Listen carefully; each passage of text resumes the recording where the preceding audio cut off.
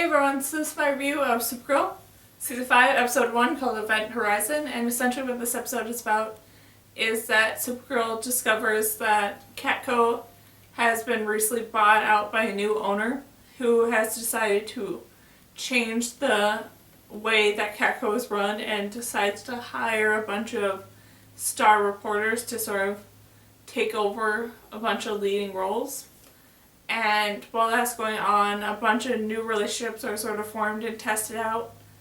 And John Jones sort of receives an unexpected new visitor. And this was a very interesting episode.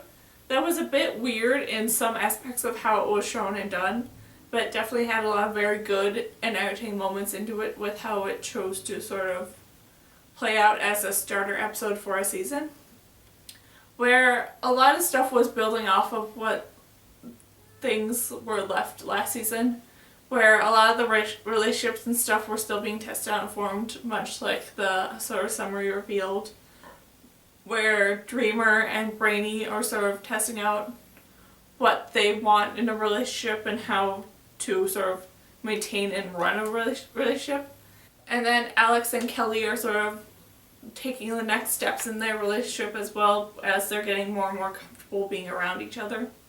And how all those sort of moments were taken and done were very well and very good with how they were shown and sort of perceived, and that there was this bit of time gap between where the last season left off and where this season's taking place.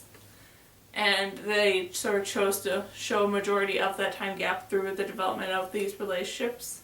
And that was very interesting to see how all that sort of played out. Then a lot of the moments with the sort of main villain in this episode and everything around that were a bit odd and weird, and really kind of felt like they were more a middle section of this villain rather than an introduction of her, because of the fact that they had so many of these like intense fight scenes and stuff, but had very little sort of plot around why she was doing what she was doing. It was just some sort of thrown in line of, oh, she's not actually attacking Supergirl, she's here for John and his past history around her and stuff. And that just felt so odd to see how all that was thrown in. And that also led to a bunch of very odd moments where this woman ends up destroying Supergirl's suit, so Brainy has to build her a new one. And that's their whole sort of plotline around why she got this newer, updated suit.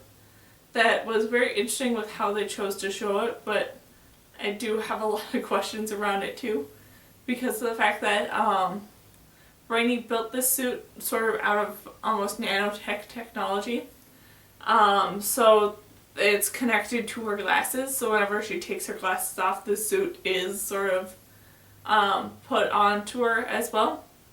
And that leads to many questions of, well, what happens when she may accidentally take the glasses off, or may do anything that requires her to not need her glasses, and what will happen then? Will she have to always be in her suit, or super suit then?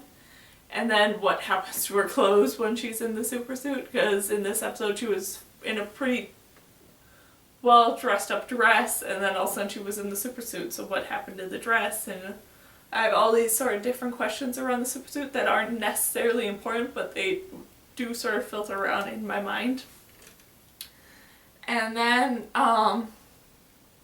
the ending of this episode was very interesting with the reveal of John Jones' brother, who he sort of either has forgotten about or didn't know existed. And that sort of leads to a bunch of big plot holes or plot moments in this episode coming forward that I'm very interested to see. And then everything with this new boss of both Catco and Kelly's new job was very interesting, with her building this technology that sort of alters reality and changes the way that people are thinking and stuff. And she very clearly is going to be a big villain in this episode, or in this season going forward. And I'm very interested to see sort of where those turns and steps take going forward. And then everything with Lena in this episode led to a bunch of really great moments with her sort of dealing with the fact that Kara has lied to her about the truth of her being Supergirl. And Lena sort of taking that as an offense, and then once Kara gets to the point that she does reveal the truth, Lena sort of takes a more Luthor sidestep to it where she still wants revenge but can use and manipulate the fact that she is supposed to know the truth now to her advantage as well. And I'm very curious and excited to see where this evil Lena steps are going to take going forward and what might happen to her going forward when she either goes full Luthor and goes fully evil, or if she sort of eventually gets steered back to the way of good to be able to stop the potential other threats in this season and stuff. And I'm very excited to see where all that's going to take with Lena's storyline going forward. And then just overall, this was a very interesting first episode that led to a bunch of great sort of moments to it, but also had a bunch of very confusing moments that felt like they had a bunch of very almost sporadic moments that felt like they sort of combined two different episodes, one episode from like the middle of the season and one from the introductory together. And that led to a bunch of very, very confusing parts to me, but still, overall, it was a very entertaining and exciting episode that was very fun to watch. So, yeah, that's my review of the Season 5, Episode 1 of Supergirl called Event Horizon. So, yeah.